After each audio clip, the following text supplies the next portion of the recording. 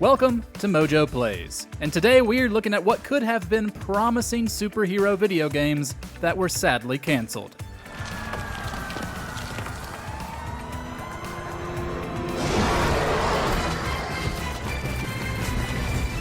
But before we get into it, we publish new content all week long, so be sure to subscribe and ring the bell to get notified about our latest videos. Ghost Rider. Marvel's Spirit of Vengeance did get to star in the 2007 movie tie-in, but like the movie itself, it didn't really do the character justice. A canceled game from a pre-Tony Hawk Neversoft, on the other hand, sounded pretty awesome. Meant to release on the original PlayStation, the title was a 2D action game, but it would have allowed players to move the camera angles to study its 3D environments and uncover secrets.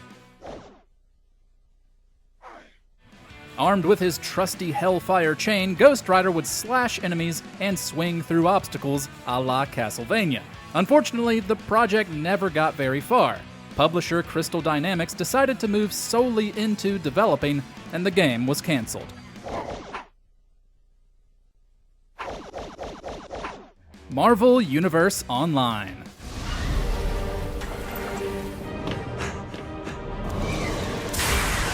Cryptic Studios has made a name for itself by creating MMORPGs with licenses like Dungeons & Dragons and Star Trek, and the team once came close to releasing one for the world of Marvel. The game would have been published by Microsoft for PC and the Xbox 360. It spent a year and a half in development, though all we ever saw was a cinematic teaser that showed the likes of Hulk, Dr. Doom, and Captain America.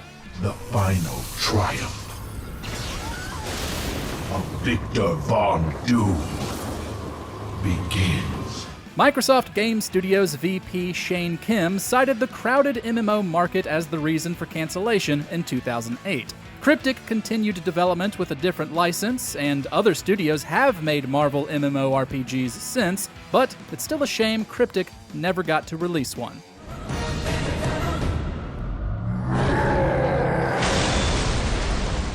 Batman: The Dark Knight. Movie tie-in games are mostly a thing of the past, but we can't help but wish this one made it through production. It was being worked on by Pandemic Studios, the team behind the original Star Wars Battlefront series and Destroy All Humans. After around a year of development, Pandemic decided on an open-world game, which would have been Batman's first. Unfortunately, they used their own new engine, Odin, which caused a ton of technical issues when implementing the assets they had already created. Publisher EA's strict deadline to launch alongside the movie's home release didn't help matters. With the license set to run out in December 2008 and the plethora of technical issues, EA chose to cancel it. Marvel Chaos.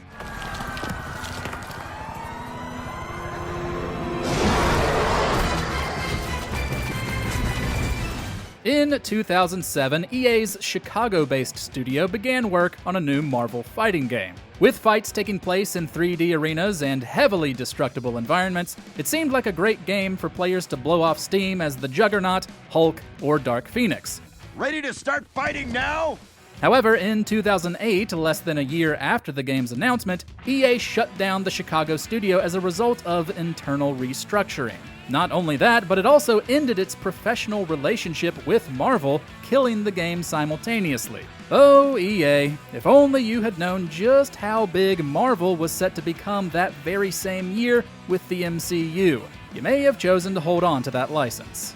You know, you're just embarrassing yourself. Black Panther. How many times must I teach them this lesson? It's the Black Panther! I do believe you're right. Good. You are learning.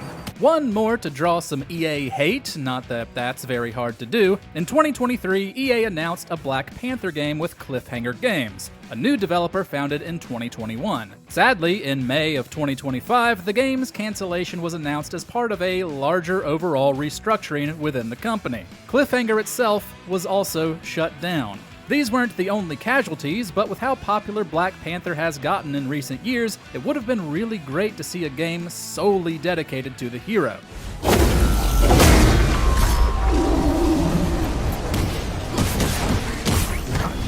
It doesn't help that several devs took to social media to praise how hard at work everyone was, using words like stunning, detailed, and rich to describe the game that would never be.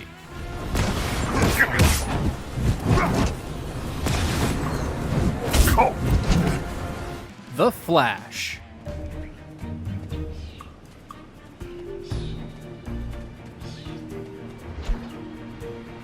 Brash Entertainment's very short life as a publisher was spent making licensed games, none of which really turned a profit. This led to financial issues, which then led to layoffs, returned licenses, and canceled games. One of those canceled projects was an open-world game from Bottle Rocket Entertainment featuring everyone's favorite speedster.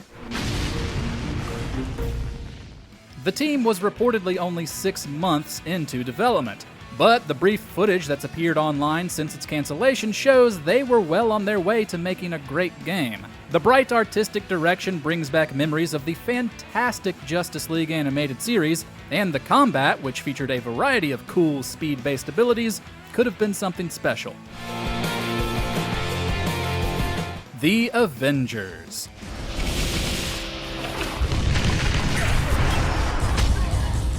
Hype was definitely through the roof when the MCU brought the Avengers together for the first time, and THQ was working on a game to release the same year. Interestingly, the 4-player brawler was in first person, and the studio brought on comic writer Brian Michael Bendis to adapt his Secret Invasion storyline.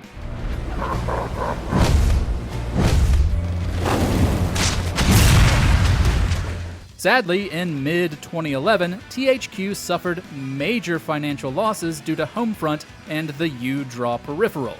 Along with the rise of the Australian dollar, this caused THQ to shut down the 2 Australian studios developing the game. They then sold the license to Ubisoft, who made 2012's Avengers Battle for Earth, which came and went with little impact. Wonder Woman. A new threat comes to our shores, and I must call you home.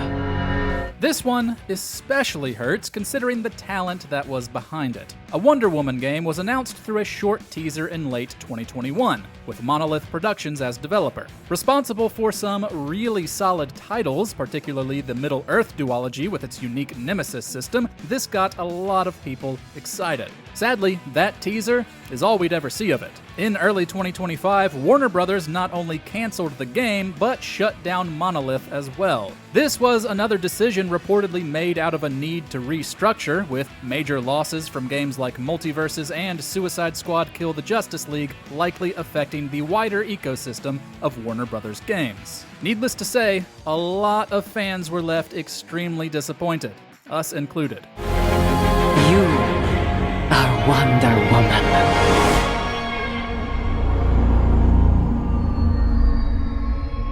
Daredevil, the Man Without Fear.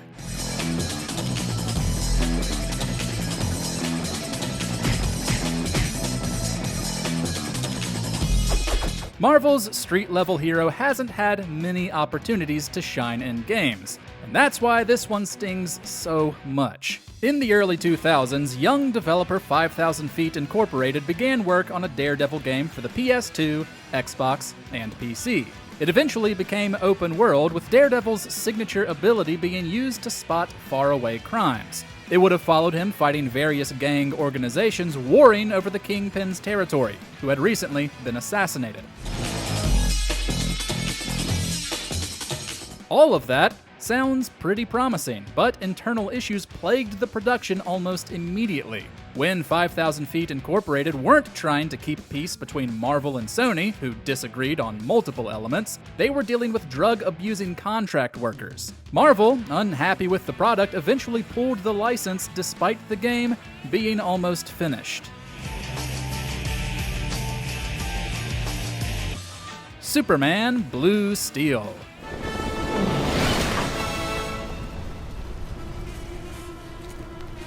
The The Flash wasn't the only promising game to be cancelled due to Brash Entertainment's financial woes. Factor 5, known for the Star Wars Rogue Squadron series, had signed a multi-game contract with the publisher, the first of which was an open-world Superman game codenamed Blue Steel. But Brash's closure, coupled with the 2008 financial recession, not only killed the game, but eventually Factor 5 as well.